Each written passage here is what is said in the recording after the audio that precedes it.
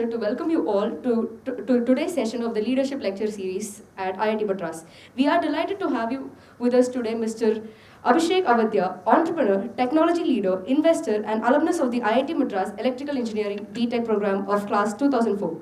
Mr. Abhishek Awadhiya brings over 2 decades of experience over technology, strategy, and business, having held senior roles at leading global companies including Microsoft, Apple, Google, and McKinsey Company. He has built and scaled large technology businesses, led digital transformative initiatives, and managed portfolios exceeding $500 million in revenue. He is currently the founder and CEO of SimpliAI, focused on deep tech solutions in generative AI and machine learning, and also serves as a technology advisor to Airbus, contributing to innovation in aerospace. He is widely known for his combining deep technical expertise with strong commercial leadership, with extensive experience in building new businesses, driving growth, and mentoring high performing teams. Today's lecture is titled Why India Doesn't Need More Startups. It needs more startups which matter. In this session, he will share insights on developing the mindset to identify problems that truly matter, applying first principles, thinking to solve them, and building companies that create enduring value. The talk will explore what it takes to transition from being an exceptional engineer to becoming an entrepreneur who shapes industries. We are truly delighted to have him back at his alma mater for today's leadership lecture series. So without further delay, may I invite Mr. Abhishek Awadhiya to deliver the talk. And I also invite Ms. Selvi ma'am to kindly deliver the momentum.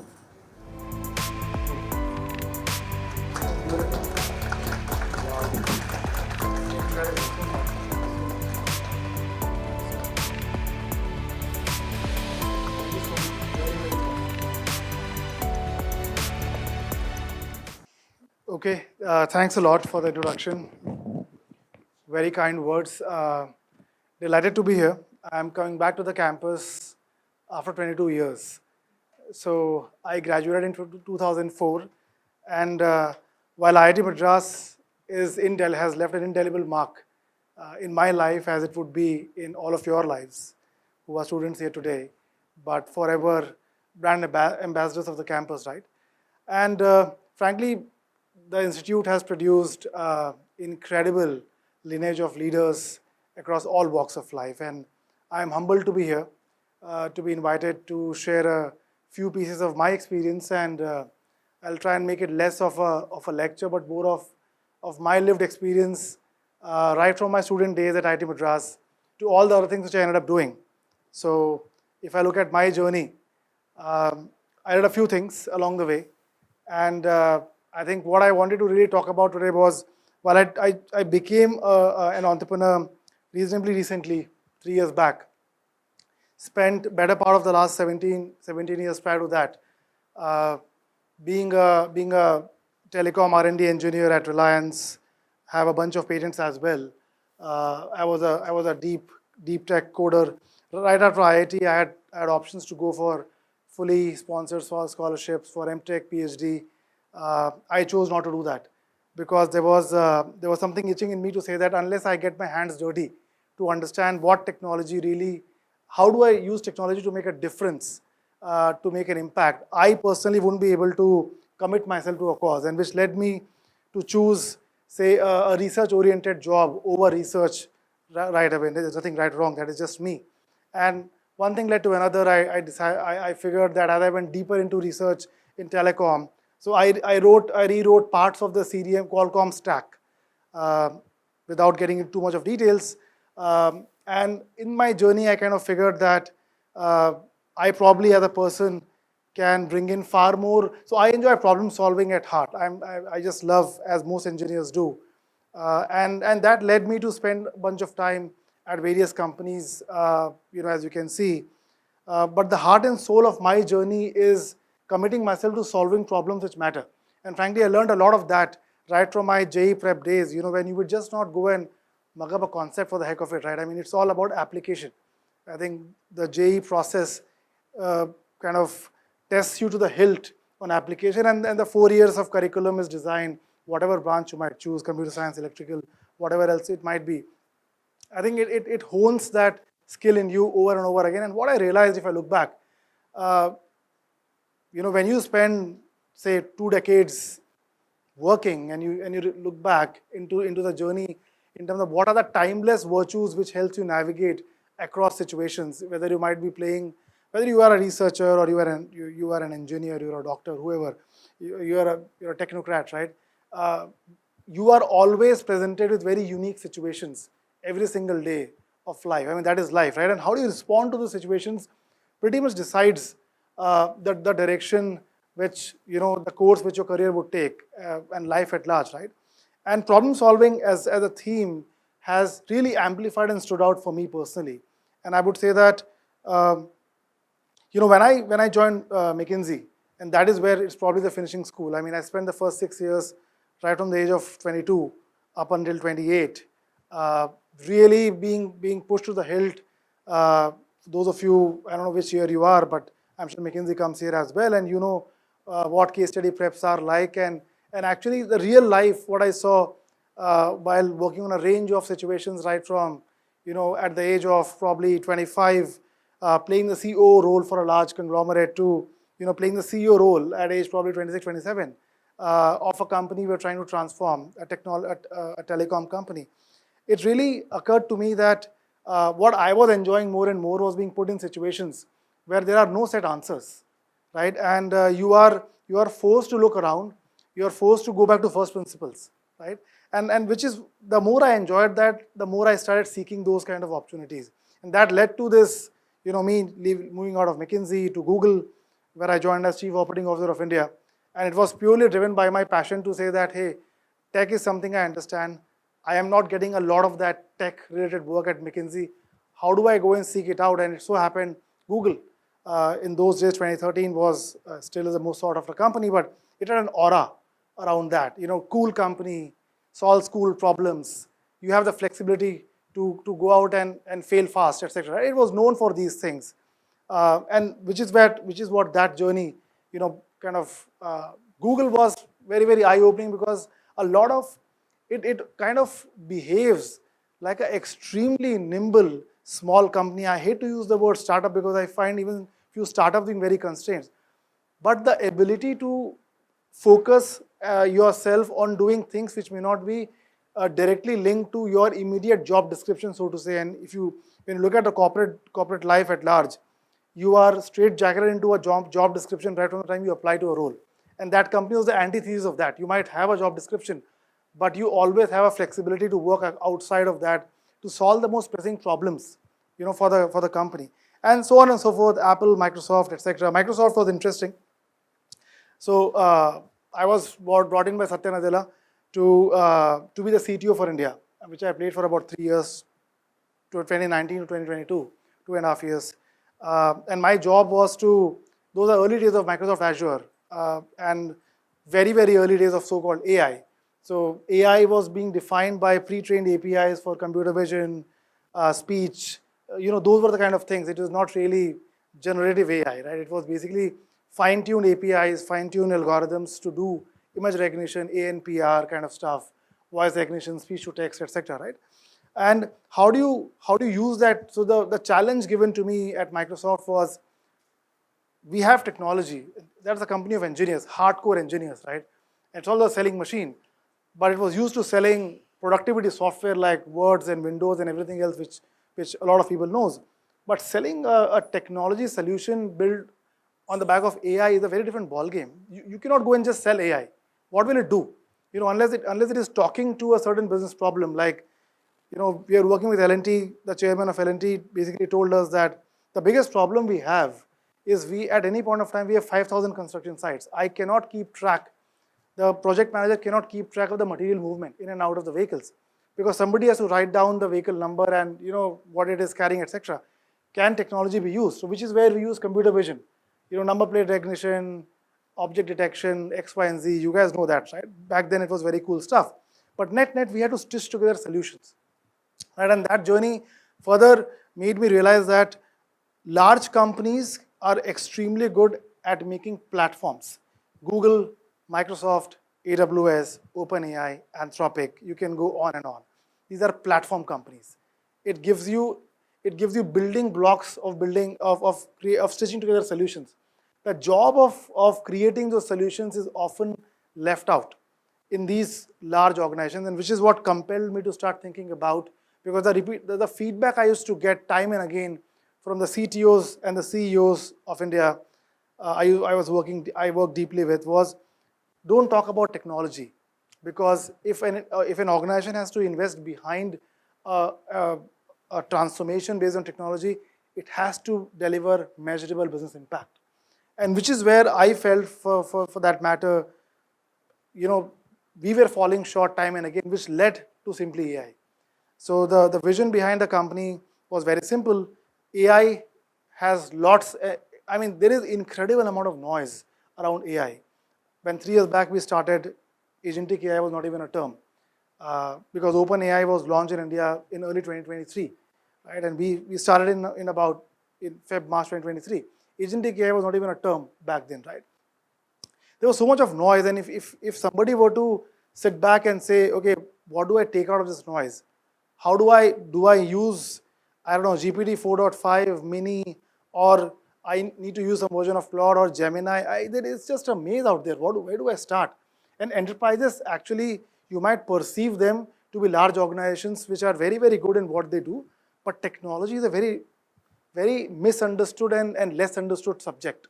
Because frankly speaking, a generation of people running those companies have been working, and forget about AI. A lot of things in tech and automation actually emerged as they worked along, and which is why when this onslaught of AI came, nobody knows how to make sense out of that. Right? Where do I start putting this technology to work? And which is what we focus our effort on, which is our core proposition.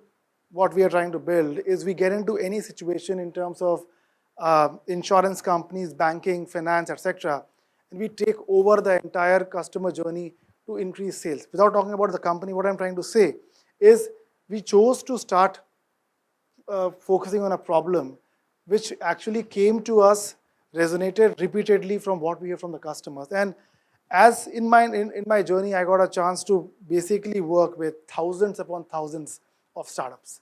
At Google, most of the investment being made through Google Capital, I was very closely involved. At Microsoft, M12 Ventures, I was very closely involved. Everything they were investing in the Indian subcontinent, right? And what I figured was there was a very clear pattern. So India today has north of 100,000 startups, okay? 100,000 startups. Unicorns might be 100 plus, probably 0.01%. I don't even know, right? It's like basis points, right? Do we really think that the balance 99,990 or whatever, right? 900 startups, the founders or the teams, they have not contributed much, they have not put in the hard work, or they have not done great work? Is that kind of the yardstick we can say? Absolutely not, right? And which is what is the most befuddling part of building a company, right? If you take only one yardstick, which is to say that how many unicorns are actually getting created, that probably is going to be a very lopsided view of actually thinking about how do you build a company and what should be the yardstick to measure, right, success. And which is what brings me to the next point, that whoever wants to build a company, if the goal is to build a unicorn, most likely, statistically speaking, the likelihood of there could be sample biases, right? So the success rate can be much, much higher. But even if I remove sample bias, etc., the likelihood of disappointment is extremely high, because you're optimizing for an outcome. What is required is the right input, and which is what I want to talk about today. The reason I took some time to frame what I want to talk about, instead of jumping right into saying, hey, this is the framework to build a great startup. It doesn't work that way, right? Because there are great problems out there to be solved in almost every aspect of life. The question is which problem you want to solve. Because at the end of the day, what really is important is to pick up the right starting point. And which is what I want to talk about today. That those of you who are in that frame of mind, that you want to build something, and if I were to ask a question, show of hands, how many of you want to build unicorns, right, in this room, right? Yeah, I'm sure. Fantastic, right? A lot of you. Of course, why not? You're the best brains of the country. If not you, who else would? But how many of you really want what do you want to solve? That's the whole point. I think there are a few people, fantastic, right? There are a few people who already have a point of view, but it obviously is a very small fraction. See, there is an aspiration, there's a capability to build fantastically successful scaled companies. Nobody is questioning the capability, but this is very, very important.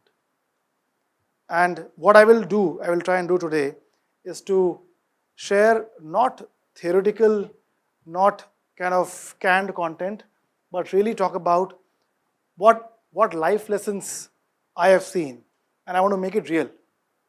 I want to give real life examples of what works, and this is again a subset of what I have seen. This is not the truth, right? This is my lived experience, right? But that is what this session is all about.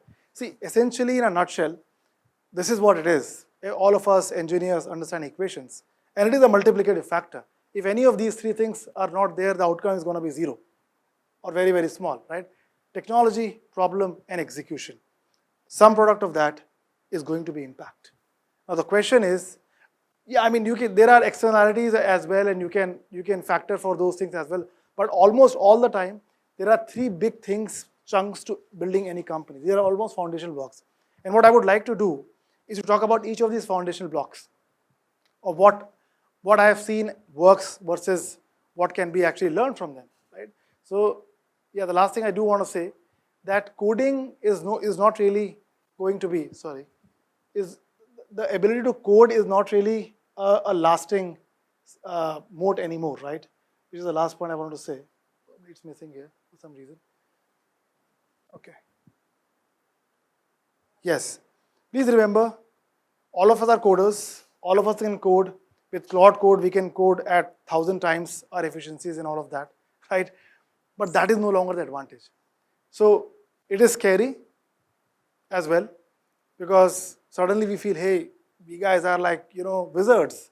Are you telling me that my skill doesn't matter? Nobody is saying it doesn't matter. If you're given a superpower, you need to have superhuman capabilities to use a superpower. So that capability is Claude Code or whatever, like OpenAI Codex, etc., etc.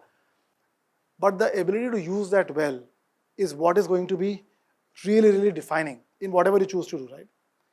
Now, let's talk about each of these building blocks, right? Let's talk about technology per se. Now, interestingly, if you look at the building blocks of any tech company, any of any form and shape, broadly, these are these 4 or 5 things, broadly. Cloud infra, AI, and I'm talking about AI, so you'll see those things more coming up here. Models, databases, tools, dev tools, etc., API integration. All of these things are essentially the building blocks for anything you want to build, any product you want to build, any application, B2B, B2C, all of that comes down to this, okay? Guess what? Almost all the time, if you really want to start in that journey, these things will probably be made available for you for free. Like the initial couple of years, there are free credits, there are enough and more open source options available, etc. What I'm trying to say is that take a step back for a moment and realize that we are living in a time and age where the most important resource, when I was studying at IIT, having the computing horsepower of Param, which was the then supercomputer, was like, man, it's like you might need a note from the director. I don't know, like it was like so scarce, so hard to get.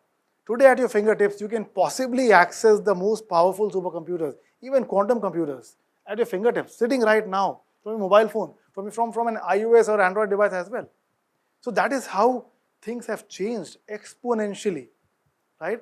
And that one resource which used to be so scarce, I remember we kind of waiting to get a chance at our various labs so that we can run our simulations or whatnot, right?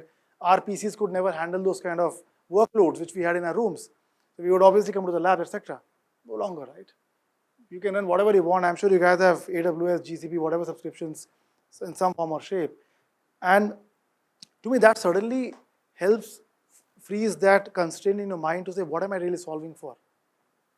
So in the constraint space of building a product, if technology gets solved, it's a massive, massive enabler. Because a lot of us who had a chance to live in that pre-disruption era, which is basically 7-8 years back, before cloud really took off, right? This was a major constraint. So if this is solved for you guys, all of this generation and all of the builders who are kind of working on interesting problems today, what else should you be focusing on? It obviously comes down to how do I organize my infra very, very well? How do I have auto scale, serverless, blah, blah, this, that. I'm sure you can figure that those things out on DevOps, right? How do I build a good CI/CD pipe? All those solid principles which you might be learning right now are all going to come in handy. But you have to really understand that the world around you is suddenly facilitating you to think more unconstrained. So what do I do next? Tech is solved for. Okay, the clicker is not working. No problems. This is very, very important, right? You will see me reinforce fundamentals again and again. It's about execution and persistence. The journey of building a company is actually a marathon. Don't try to look for, goals or rewards every now and then. More importantly, block yourself out from what's happening in the world, because the world is actually driven by perception. It's a marketing noise out there. What you are seeing and hearing 99% of time on all forms of media is promoted content. So don't get yourself bogged down. Hey, I'm being left behind. My peers are actually building unicorns and they have raised $100 million, blah, blah. You don't know the fine print, right? So don't get distracted, and it will all come down to these fundamentals, right? Now, I want to share something very, very real. How do you pick the right problem? And I thought, instead of me giving you some McKinsey style framework, which I'm very much used to, it will still be a McKinsey style framework, but it's a framework I used. I actually used before I started the company. Okay, so my problem statement was, so I was very clear, as I told you in the beginning, that I wanted to pick up a problem in the enterprise space. That's what I know. I'm not a B2C guy. I'm an out and out enterprise guy. So I had a very simple criteria. I want to pick a problem which has the highest perceived value for my customer. So I took a 2x2. I actually took this, right? I said I'm going to plot on the x-axis expected, look at the word tangible, business impact of the AI automation area, and you will see the verbiage, which is 3 years old, 36 months old, and I kept it as is to keep it real, right?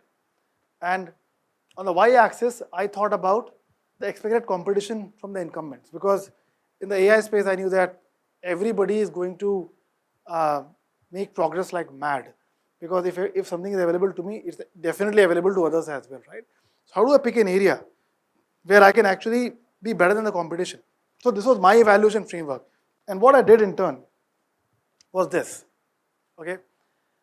I don't expect you to read this, but I want to tell you the thinking behind this, right? So I picked up every functional area in an enterprise, and I took the global enterprise as my kind of TAM, target addressable market, and I actually spoke to 150 CEOs. Like, these are across US and India, and these were CEOs like top 50 companies. They are not like startup kind of CEOs.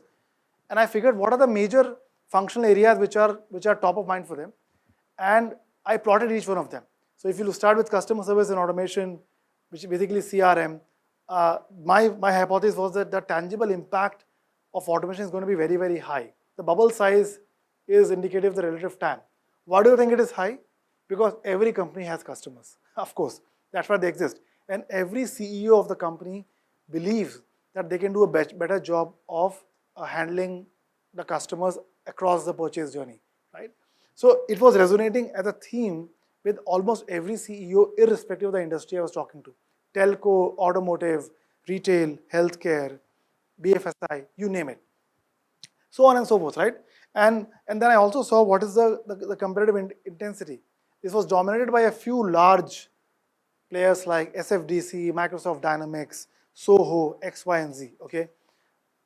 At most 8-10 players were basically dominating 70% of the market share, right? And the hypothesis was that clearly it is not going to be a winner takes all market. See, this space is about a $10 trillion space. It's like huge, it's crazily large. And the simple business sense told me that it cannot be, there could not be 2 or 3 companies which is basically controlling a $10 trillion market space. And therefore, the competitive intensity of medium. So without getting into each one of those things, right, We literally plotted data science and integration, fraud detection, lead generation and lead qualification, marketing automation, blah, blah, blah, blah, right? All of these things. Collaboration was also there. The Zoom, Meet, Google Teams, etc., and clearly, competitive intensity is extremely high, very consolidated, and you really don't have a place to, and value creation is very low. What do you automate? Like if you are basically transcribing, like everybody has an AI agent today, what value does it create? Will you really pay for transcription of a meeting which is happening online? Of course not, right? So that was our hypothesis, right? And we could build this. It's one thing to have a framework in mind, which I don't, nothing here is actually complicated, okay? But what really mattered was the customer insight. So we spoke to the stakeholders which matter for our company. The feedback from the CEOs, the CXOs, who are going to be our potential customers, was the key design element of how we were looking at the opportunity. So if I were to take a step back from this, right, whatever space you want to dedicate your time and effort on, whether you're doing theoretical research, industrial research, you're building your own company, make sure that you are taking a step before jumping. See, there is a high predisposition to just jump in and start working because everything is free. Why do I wait? And all of us are anxious and we are very biased towards action and restless and everything else, right? It's very easy to say, let me just hack it out. See, the entire mindset of hacking things out and being like that bravado of trying to build something overnight is gone. Nobody cares about that. Because frankly, what a human can code in 8-9 hours of a non-stop kind of a session, Claude or OpenAI can code in like half an hour. Far, far better, right? Which is tested. So take the lens of how do I look at value creation? Very, very difficult.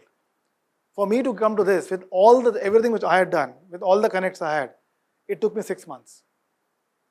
So even before I started registering the company, even before I thought about what am I doing, I was on the road talking to potential customers to understand what do I start, what am I missing, what is the real pain point which would really matter. Because suddenly what you realize is, if the biggest challenge about AI is noise. See, because there is no barrier to entry. If you pick up any space, there are 500 companies which will raise up their hand and say, hey, you know what, I'm also doing it, and they will claim to have solved it already. So there are companies, everybody is saying, I'm working on the problem and I've solved it already. From a customer standpoint, how do you differentiate, man? How do I know who's telling the truth and who's basically bluffing? There is actually no real way. And to top it all, they will say, not only have I solved it, I will give it away for free. So that is the world we are living in. That is the world we are living in. It's extremely hard to build only one thing. This is credibility. Every company needs to have credibility. That is a currency which is timeless. And credibility doesn't come overnight. It goes back to my earlier point of persistence. The only way you will persist is when you're solving the right problem. So it's all linked to very, very first principles, right? We can go and read 100 books by Peter Thiel and this and that and Elon Musk and if you distill things out, I'm sure everybody has read Steve Jobs' biography, right? These are leaders, or obviously Bill Gates. They have built like multi-trillion dollar, multi-generational companies, right? And I'll come to that as the next thing, right? Value creation, right? So this is what I'm talking about, right? If you look around the world, if you look at the shining stars of success, these companies, nobody needs to take the names, right? The market cap of our first couple of companies, maybe 2 of them is more than India's GDP. Okay, so that is how large these companies are. The cash reserves of Apple is more than what RBI has. Okay, so this is the kind of institutes we're talking about. And having a chance to work at least on Microsoft, Apple, Alphabet, right? So what I can tell you that is because these companies chose to work on problems which mattered way ahead of time. None of these companies were in a rush. None of. So that is why I wanted to talk about this. No longer unicorn is the metric. I'm talking about $100 billion market cap, like Centi unicorn, right? Whatever, right? Look at the times they have taken. A few exceptions, right? 24 years, 30 years, 21 years. Google was an exception. Nvidia, we know where Nvidia is, right? Last 2 years, the stock has gone up, what, like, I think 500%, I don't know, 10x, whatever else it is, right? But this is what eventually compounding effect is the single most powerful effect of value creation, which is the biggest takeaway from Warren Buffett. And and one book I would urge you guys to read is called The Psychology of Money. It is mind-bogglingly simple, and it goes to first principles. So when you're building value as well in the field of AI native companies, look at these time frames, right? It's a joke. Look at this, okay? For a reason I don't have OpenAI and Anthropic because they are outliers. They are absolute outliers. But the point I'm trying to make from this chart is the following, right? Don't get blinded that just because some other company has reached all these insane market cap, and all of these are Americans, obviously, right? They are going to last. We have had enough examples of like the likes of BlackBerry and Nokia and IBM and General Electric, which almost collapsed back to bankruptcy. Even in automotive industry, GM, when Tesla came, it almost collapsed to bankruptcy, right? So all of you guys who are so young in your own journeys, right, do remember one thing: you have to have the patience and perseverance. And history will tell you the most fundamental concept of math, of compounding, is the single most powerful concept. It works both ways: positive compounding and negative compounding, right? So if there are companies which systematically start missing out on small things over and over again, they will do massive negative compounding and they will come down to zero in no time. And similarly, there are companies which continue to work on small positives. That compounding will eventually take them to this stratosphere, like success, right? And by the way, I was reading a report just yesterday that SpaceX, so Elon Musk has pulled forward the SpaceX revenue trajectory of $1 trillion revenue, not valuation, from 2031 to 2030, $1 trillion revenue, okay? And the company started to be worth between 20 and 40 trillion.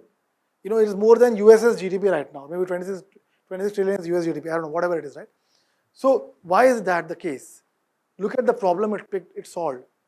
It solved the problem of getting to space in the most effective way, right? So we can very easily bog down and say, hey, can I really build the next Microsoft or Google? You never know. Nobody knows that answer. That this room can produce these multi-trillion-dollar companies a decade from now. Of course it can, right? But the lessons what we have learned these are the invaluable lessons. And it takes time. It just takes time.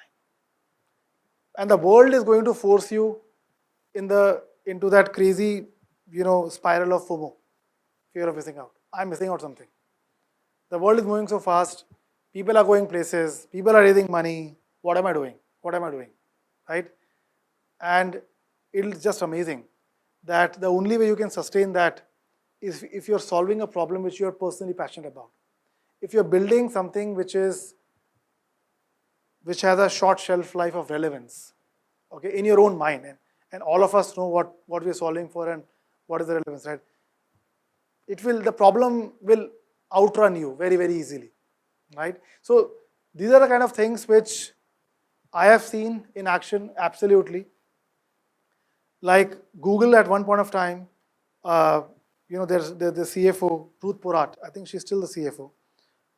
When I was there, she had come in from a very, very large company into Google, right? And she made a statement which stayed with me, two things, right? She said, one, revenue solves all known business problems. For any company, revenue solves all known business problems. And two, she said, she has not seen a company like Google, which had not one, but 20, 30 multi-tens of billion-dollar bets. So Google has a team called Google X, okay, and they built the first smart glasses called Google Glass, which I have seen and I have tried, probably in 2015. Now you have Meta, Ray-Ban Meta, and stuff, HoloLens, and blah blah, right? It was way, way ahead of time. And I'm just giving an example of how the company chose to solve problems like insanely ahead of time. And I remember there was this developer event at Google where Sergey Brin, the other co-founder, he basically took Google Glass and he jumped from a plane, recording everything while coming down, on a parachute, landing on top of the building where we were having that conference, right, to showcase the technology, how advanced it was back then. So there are each of these companies are these insanely successful because they have a portfolio of bets they have taken over time. But they started solving a problem which truly was distinctive. And only distinctive problems can create distinctive value. I'm not saying that you should not solve easy problems. You should be tactical as well, right? But if you really want to, the world is going to push you to solve tactical problems because that's easy. You going against the grain is always going to be insanely difficult. And you don't have to go against the grain all the time because that journey is not for everybody either. So let's get real, right? But that is, so these things, so these companies have done something consistently over and over and over again right. And which is what is required for a lot of startups, for almost all startups in India.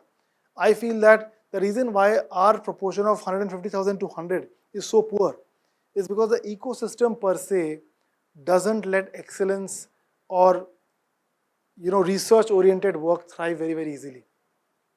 There is always an urgency to give some short-term results, right?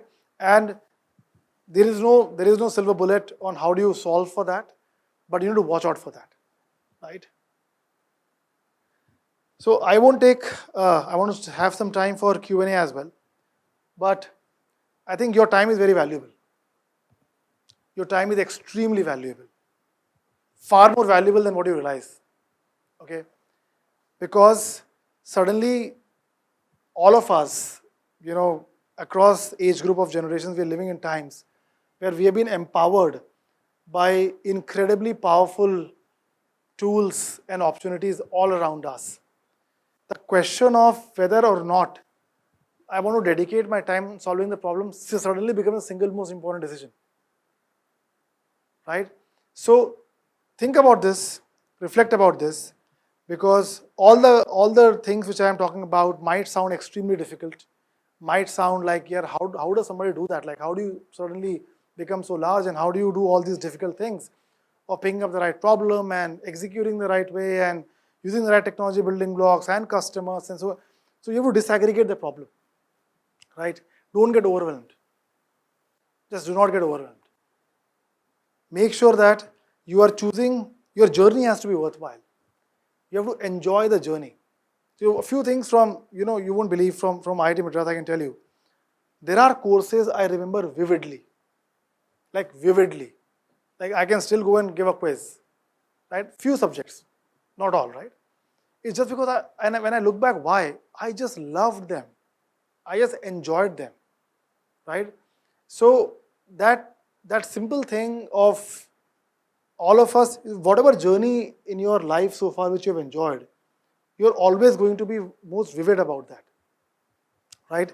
And the journey of building a company is probably one of the most exceptional journeys you will ever take, most exceptional. It's actually, I think at so many levels, it's very surreal, right? Because you're going to be challenged on so many levels. And I think it's very spiritual. Because suddenly you realize that there are so many things, most of the things are not in your control. See, if you go into a job, there are so many things are very much set.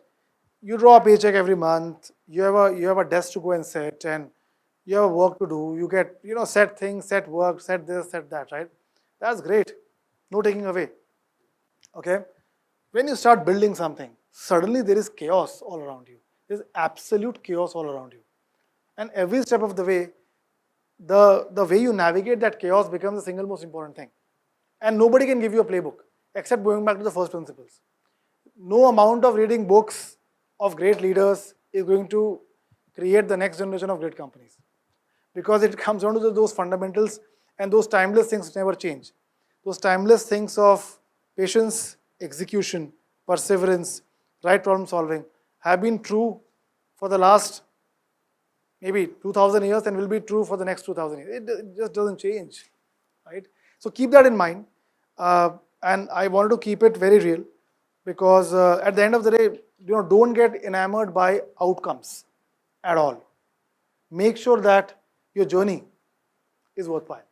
And then suddenly, and the reason I want to make this point here is because all of you are incredibly privileged, right? Of the quality of peer set you have, the quality of facilities you have at world's premier kind of institute, etc. Right? Make sure that you leverage this to the hilt, because guess what? Very few people are privileged enough to get this, and more so right now, with all the ecosystem which the institute provides you to kind of build something of your own, experiment, and the support you get, etc. Try and reflect, try and go back to these principles, and I'm pretty sure all of you will be bubbling with ideas, right? Brainstorm before you start. Try and jump and commit yourself. Brainstorm. Really go back to fundamentals. What really excites you? And I think then my goal is, whoever I speak to, is to make sure that people enjoy what they're doing, because all of the country, the world needs builders, a lot of problem solvers. We are all problem solvers at heart, right? And we can all only create the impact which is required if we can sustain, and you will only sustain if you enjoy, right? And I think this group has that perfect mix of extremely high caliber, access to the right resources, access to the right guidance, right? And most importantly, we're living in times where there are so many interesting problems buzzing around us, right? If you look into your campus life itself, I'm sure you can basically think of 50 things you can do, right? Start small, experiment, right? Pick up small things, see how do you enjoy the process of building something. Before you start saying, I'm going to build a large company, right? Building can happen at any stage, at any point of time. So don't shy away from committing yourself to experimenting and saying, hey, do I really enjoy the process? You can test out this entire thing by picking up very small things around you, right? And I think that is it. That's pretty much the long and short of what I wanted to talk about. Happy to take any questions. Yeah. Do you think your experience in the industry was necessary for you to figure out what problems were worth solving, and when should someone start, that journey of trying to become an entrepreneur? Yeah. And if that's not something a student should do immediately after graduating, what would you recommend them be doing until they get to a point where they can start something of their own? Yeah. See, honest answer. So hindsight is always 6x6. What that means is you can always try and connect the dots looking backwards. That today I am building SimpliAI because I went to all these great companies and I had great experience. It's the causality is not exactly, it's actually the opposite. I never chose to be a founder from day one, right? So if you truly want to build something, there is no right time. You will build things with the context of understanding you have at that point of time. I chose to build things, relatively later in my career, after working significantly. I had a good worldview of the problems I was exposed to, so I could pick something from there. But even at this point of time, if you look at the greatest companies, they were built out of college dropouts, right? So it depends upon when do you stumble upon a problem which suddenly becomes interesting enough to commit yourself. I found that problem very late in the, relatively later in the stage. I never planned for that. But the point is, at all point of time, my nature was always to solve what I'm seeing around, right? So suddenly when I stumbled upon something, I had enough conviction to say, I understand the problem, I have a view of the solution, and I think I have the toolkit to now build it. So I got that conviction with my lived experience. You can get conviction even now, because your worldview is your unique worldview, right? So there's no right time. Yeah. Did I miss any other question? So okay, how to put yourself out there to stumble upon, what do you do to gain your technical skills, and so do you constantly look out for problems, or See, you have to be highly observant. See, if you process things around you actively, right, and you have to be in that frame of mind. Let's be real. Nobody is looking out for problems all the time, right? But when you're in that frame of mind to say, I want to build something, right? And then you will start looking for those problems or outliers or trend lines, saying, this is not working out. I mean, I don't understand why is this a niggling problem, right? So to me, I'm generally very observant, but that was heightened for me when I kind of felt that I was repeatedly getting bummed out by saying, yeah, why is it happening repeatedly? Why are my customers telling me that, you guys are just selling technology, where is the solution? So there will be few things which will repeatedly come into your attention, try to grab your attention. And if you're in that, if that interests you, that problem, see, the same problem which I was seeing was being seen by hundreds of people around me as well, right? So the answer I'm trying to give you is the fact that if that a topic which interests you, you will naturally gravitate towards problems in that topic. You don't have to do anything special for that.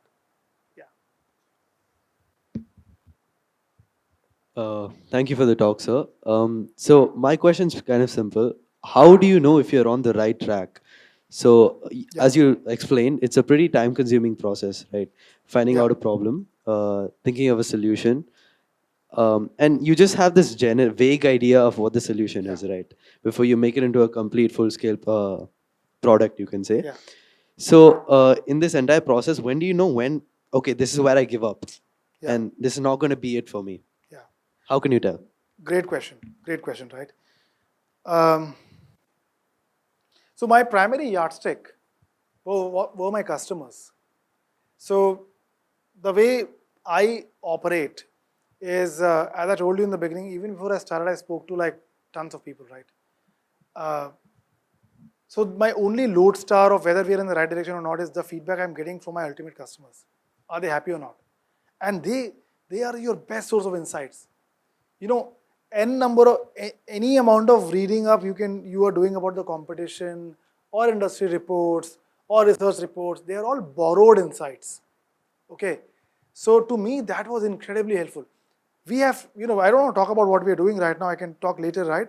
We made adjustments to what we are doing based on the feedback we got from the real stakeholders, so to say, right? And also, I do have a council of people I look up to, who are my mentors, etc., right? So you always need to have that sounding board. Otherwise, you are in your echo chamber. What you're saying is what you're hearing, and there's nobody challenging. So that's a great question you're asking. And there is, again, right, you need to have your own trusted circle of people, and more importantly, the primary stakeholder for which you're building the company or the product, their feedback is worth in gold. Thank you, sir.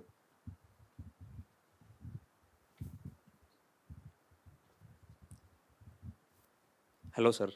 So this is I am Simon. I'm a project staff at IIT Madras, and we run an entrepreneurship support organization which funds startups. So I'm just trying to bring in that angle also to my question. When you first signed up a customer or a client after a decade of experience with various MNCs, how challenging was that? And any specific advice you want to give for the first-time entrepreneur, because you could have iterated multiple times with your prototyping or validation stages of your product. So this first time founders, how can they skip that path? Like your guidance would be, I think, very helpful there. Yeah, great question again, right? Very hard. Very, very difficult to get the first customer. That's all I can say. Despite everybody I knew, right? My first customer was from an ecosystem I did not know. So our first customer was healthcare. I'm not sure how many of you have heard of Max Healthcare. It's a big hospital chain in northern India, right? They were my first customers. I had never worked in healthcare before. Never ever, right? How did that happen? Right? It happened, being out there. So for me, the journey was different because I knew certain people who, the work which we were doing suddenly had a very clear outcome or an impact for this specific situation, right? So the best way to acquire customers, if I look back, right, the reason why we got our first break was our product spoke to a very clear need of a customer, right? And it looked for them as a no-brainer. So if your proposition is packaged in such a way that, see, my goal was, and I always say, if you cannot pitch your product in less than 30 seconds to a CEO, you're not clear about what you're doing. That's it. If you can bring it down to that level of clarity that, hey, you know what, this can help you, I don't know, like solve this thing to this extent in the next, in like within a week's time. So there is a concept of SMART, goals, which was learned in McKinsey. Specific, measurable, attributable, time-bound, realistic, right? SMART. So if you can articulate a proposition which is measurable, realistic, time-bound, okay, suddenly you will see that it is so much easier for you to go around and, test for business versus a nebulous offering. So, I mean, it comes down to very, very sharp articulation of what is the value proposition. Just a follow-up question. So with this AI era, we often see a lot of, as you stated, industry reports, funding rounds, and scalability of each startup. So sometimes these founders get into a peer-to-peer comparison, and they tend to lose their value proposition or unique selling point of their startup. So true. What would be your insight for that? See, it goes back to the conviction of what you're solving for. See, there is always going to be the pressure saying that somebody else is doing seemingly similar thing better than me. Somebody else has raised more money. See, it all comes down to the conviction of the founder. See, if I look at AI, and I tell this to even investors, right? People oftentimes come and ask that, what is your competitive moat?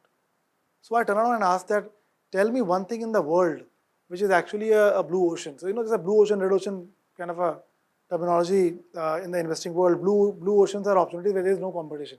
Red is where there is a lot of competition. There's hardly a place except SpaceX, where the only competition was NASA, right? There was no private when they started, right? Or Tesla. Elon Musk did some incredible things, right? There was no electric car when Tesla was launched, maybe a decade back, right? Those people who have conviction in what they're doing will stay the course. It's a good test. See, if people are, and that's a good way for them to validate, am I really convinced about what I'm building? If truly somebody is doing a better job, then either you learn from that. I'm not saying that the world will not kind of do better than anybody, right? If somebody is generally doing better, if you can learn and become better than that, fantastic. If you can still not be better than that, if the market is large enough for you to exist, that's also great, right? So to me, the aspiration has to be the right one. Everybody cannot be a great innovator. Everybody cannot be getting Nobel Prizes for what they're building, right? But the world needs enough and more problem solvers to solve the simplest of problems, right? So depends what the founder wants to do, is the answer. I mean, somebody can get overwhelmed, somebody will say, I don't care, yeah. I mean, I am on my own journey. So, yeah.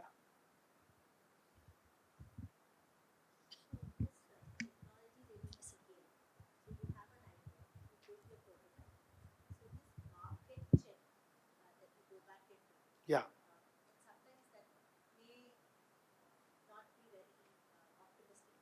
Yeah, yeah. Yeah. Yeah. Yeah. Flexibility and self-correction is existential. Existential, right? One cannot block out feedback. One doesn't have to take every feedback in, but if our judgment call says that this is the right feedback, and I can either I'm not solving the right problem or I should solve it differently, then we have to onboard that, because nobody can claim to be on the same trajectory, especially in the world of what we are living today, right? The problem which we are solving can be automatically solved by a platform like 2 weeks from now. I don't even know that. So, I have a question about this. Maybe it may not fit with what you are saying. This entrepreneurship and AI. Because we are focusing on profit. yeah, A lot of money. correct. But in That the is the word. process, we are leaving a lot of people behind. Yeah. So can I start a company which will uplift the poor? Is it worth it? I want to start a company. That's true, sir. I think which goes back to what is the definition of value? Yeah. definition of value is not only USD or dollars, right, or Correct, rupees, correct. right? Every entrepreneur has a different definition. Unfortunately, we are living in a world which only celebrates milestones of companies' valuation Exactly. and funding.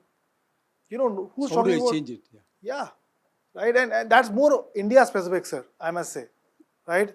If you look at the Silicon Valley, I'll tell you a very interesting example. It's a real example. I was in the Bay Area a couple of months back. There is this company which is trying to build a colony in moon, on moon, right? They have raised $50 million of funding. No human has landed on moon after the first attempt, which was in 1972. I don't know which year it happened, right? But people are investing, yeah. But the point is that their intent was not money making or profiteering, right?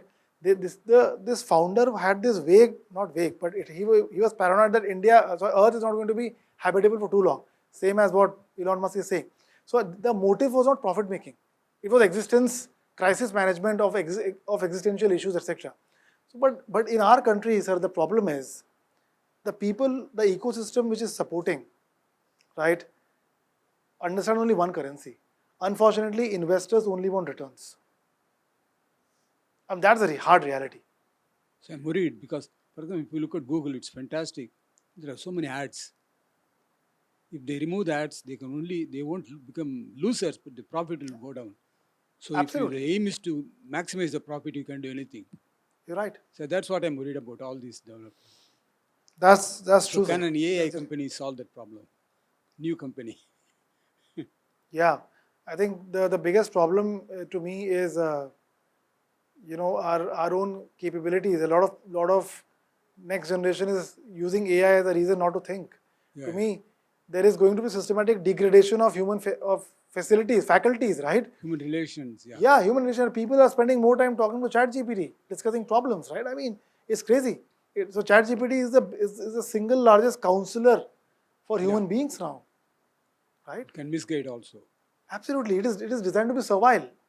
There are biases in that, right? So you're right. It's a very very complex problem. I mean, I don't know. I don't have answers to this actually, but it's a real threat. Yeah. I mean, I can go on and on about it. I'm very passionate about it because I feel there are so many ill effects which nobody's talking about. Yeah, in the background of trillions, we forget about that. Yeah, true. I think these young people should think about it. Yeah, Maybe. we all need to think about that. Yeah, I do agree. Thank you. I do agree.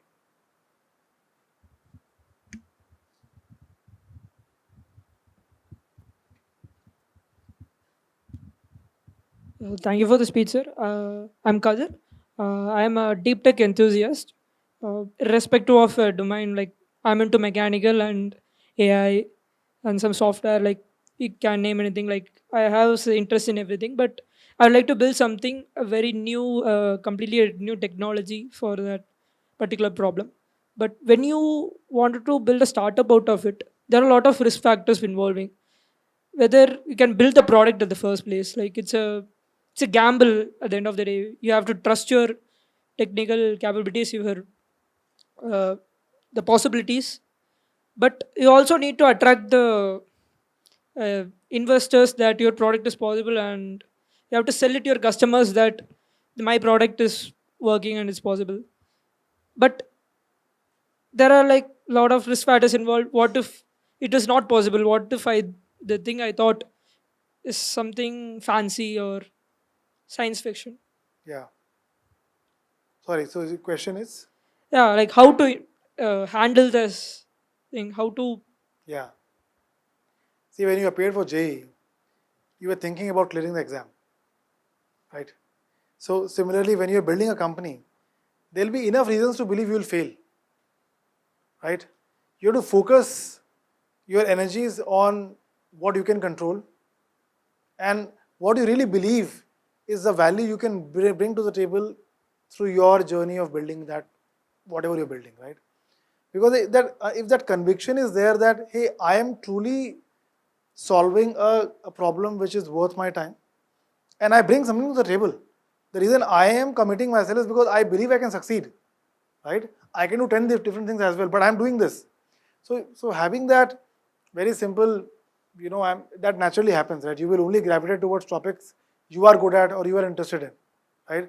So if you do that, things will start to fall into place. There is actually no playbook to say that if you do X, Y, and Z things, you will get the customers, you will get the funding, you will get the right team. Unfortunately, it doesn't work. The person who's leading the charge of building whatever that person is building is the nucleus of all the positivity, energy, and the radiance, which is going to attract everything around you to facilitate that journey. So that will happen automatically. Don't worry about that. The thing is, I know that this problem statement is relevant. I know that the customers will buy my product, but the only question is, will I be able to make the product? It will take a lot of time because it's something a new technology that I'm trying to make.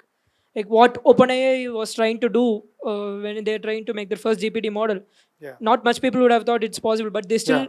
spend their time and efforts and a lot of money into the Yeah. product. But not everyone can put the risk. But how to? There's only go one way for- to find out, right? By doing it. There is no other way. Everything else is a debate. You dive in, you will figure out very, very soon if you're making progress in the right way or not. See, the point is you always know within you. We drown that voice because of so many other things, but you know if I'm making progress or not. If you think that it's beyond me, for whatever reason, it's okay. Don't see. We don't have to get emotionally attached to things, because in that journey there'll be hits, there'll be misses. So what? You learn, you move up, pick up the pieces, and move along. But a founder has to be very resilient, right? There'll be so many things which will almost nothing which I have planned has worked as per the plan. Nothing. I can tell you that I have planned for so many large companies, so many complex projects. Nothing I planned has gone as per my expectation. You have to learn along the way. And what the other thing is, don't look for the perfect solution.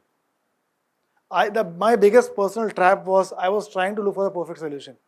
If there's a problem, unless I solve it with 99.9% accuracy, I will not rest in peace. I figured very quickly that there's no point. If the feedback you can get at 90% readiness that whether I'm in the right direction or not, take that feedback and then iterate. Realizing that after investing, building a near perfect solution and saying it is not good enough is a waste of time, right? So solve, kind of break down the problem into small manageable parts, right? Thinking about what will happen, will I get funding, will I be able to solve the problem? Too many complex problems. Nobody has answer to that. You're looking into a crystal ball. Who has a crystal ball? Nobody. Thank you very much. Thanks everyone. Thank you so much, sir. So thank you, sir, for your valuable insights. I hope this helped a lot of people in this room. So thank you again for joining us, coming back to your alma mater and giving these impactful insights. So a small token of appreciation from our end, sir.